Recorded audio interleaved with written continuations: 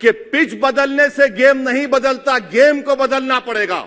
ये ऐवान एक इमारत नहीं है मेरी नजर में, ये ऐवान इस वतन अजीज का एक दिल है जो बाहर जो गरीब और मजलूम अवाम की तकलीफ को महसूस करे, इसीलिए मैं इसको दिल कहता हूं। एक बहुत बड़े शायर ने कहा था, उस पर खत्म करना चाहूंगा कि अभी चिरागे सरे राह को कुछ खबर ही नहीं, अभी चिरागे सरे राह को कुछ खबर ही नहीं, अभी गिरानिए शब में कमी नहीं आई, अभी गिरानिए शब में कमी नहीं आई, निजात दीदे दिल की घड़ी नहीं आई, चले चलो कि मंजिल अभी नहीं आई। श्री असदुद्दीन ओवैसी जी। बहुत शुक्रिया सर, आपने मुझे आज एक तारीखी बहस पर बोलने का मौका दिया। मोहतरम जनाब, इस ऐवान के 75 साल के पार्लिमानी सफर की तकमील पर हम बहस कर रहे हैं। मैं सबसे पहले अपनी जानिब से खराज अकीदत पेश करना चाहूंगा मौलाना हिफ्जुर रहमान साहब को, जो पहली और दूसरी पार्लियामेंट के मेंबर थे, मेरे कायद सालार मिल्लत सलाहुद्दीन ओवैसी को, सुलेमान सेठ साहब को और मौलाना बनात वाला साहब को। जनाब मोहतरम, इस ऐवान की नाकामियों का भी जिक्र हमको करना जरूरी है। 75 साल का तारीखी सफर इस ऐवान ने मुकम्मल किया। ये ऐवान एक इमारत नहीं है मेरी नजर में, ये ऐवान इस वतन अजीज का एक दिल है जो बाहर जो गरीब और मजलूम अवाम की तकलीफ को महसूस करे, इसीलिए मैं इसको दिल कहता हूं। मैं आपके सामने 15 मिसालें पेश करूंगा जहां पर इस ऐवान ने अपनी नाकामी का सबूत पेश किया।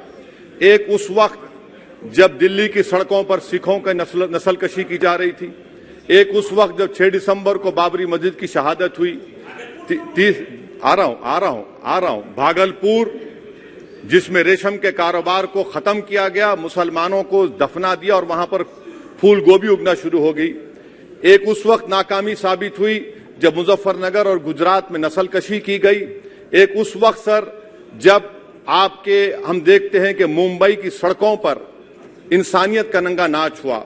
एक उस वक्त जब इस ऐवान में टाडा पोटा का काला कानून बनाया गया, यूएपीए का कानून बनाया गया, आफ्सपा का कानून बनाया गया जिसको 1 साल के लिए बनाया गया था, 58 में हम 2023 में आ गए। एक उस वक्त नाकामी साबित हुई जनाब जब हम देख रहे हैं कि आज ये जो दिल है, भारत का दिल है, हिंदुस्तान का, इंडिया का दिल है, आज गरीबों में, मजलूमों में, मुसलमानों में, कश्मीर की आवाम में, दलितों में, आदिवासियों में इस ऐवान की मोहब्बत और एतमाद खत्म हो रहा है, कम हो रहा है। इसीलिए जनता सड़कों पर आकर एहतजाज कर रही है, क्योंकि उनको लग रहा है कि ये इमारत बन चुकी है, हमारा दिल नहीं है। चाहे CAA का प्रोटेस्ट हो, चाहे किसानों का प्रोटेस्ट हो, चाहे शेड्यूल कास्ट के रिजर्वेशन का मसला हो।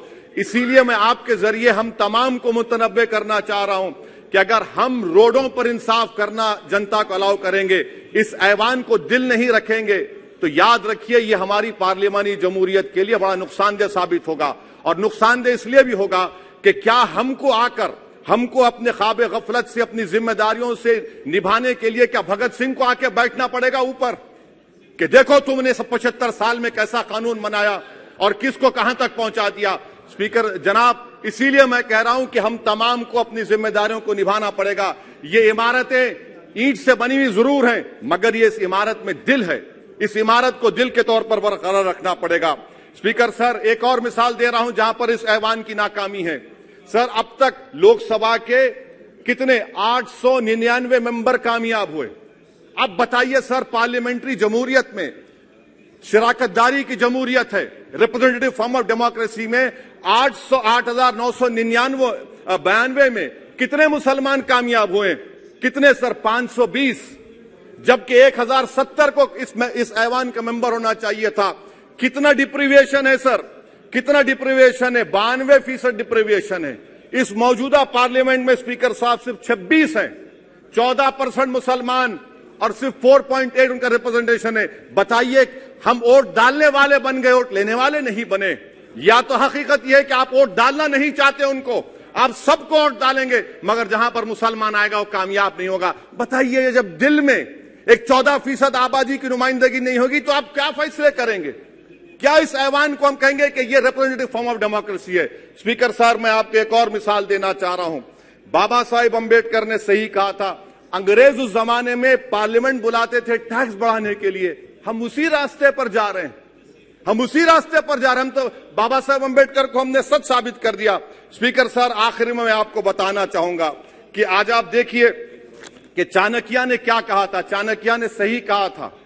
चाणक्य ने सही कहा था कि जब राज चलाने वाले व्यापारी हो जाएंगे तो उस राज के लोग भिखारी हो जाएंगे। आज ये वक्त आ चुका है सर, आज ये वक्त आ चुका है कि क्या first pass the post system इस देश के लिए सही है या फिर हम प्रोपोर्शनल फॉर्म ऑफ रिप्रेजेंटेशन को फॉलो करेंगे। First pass the post system, जिसके पास एक मजहब का वोट होगा, जिसके पास दौलत होगी, वही इस ऐवान में आ रहा है। इसीलिए हम कह रहे हैं कि आप इस जमहूरियत की नाक, कहीं ये जमहूरियत कमजोर ना हो जाए, मुझे इस बात का डर है सर। आखिर में मैं खत्म करने से पहले एक बहुत बड़े शायर ने कहा था, उस पर खत्म करना चाहूंगा कि अभी चिरागे सरे राह को कुछ खबर ही नहीं, अभी चिरागे सरे राह को कुछ खबर ही नहीं, अभी गिरानिए शब में कमी नहीं आई, अभी गिरानिए शब में कमी नहीं आई, निजात दीदे दिल की घड़ी नहीं आई, चले चलो कि मंजिल अभी नहीं आई। स्पीकर साहब, आखिर में याद रखिए एक बात को मैं सबसे कह रहा हूं कि पिच बदलने से गेम नहीं बदलता, गेम को बदलना पड़ेगा। आप पिच बदल रहे हैं, वरना याद रखिए जब तक हम अपने जमहूरी उसूलों पर, रूल ऑफ लॉ पर, संविधान पर अटूट अमल नहीं करेंगे, वरना याद रखिए कहीं नई इमारत भी हिटलर की राइक्सटैग की इमारत ना साबित हो जाए। बहुत बहुत शुक्रिया सर।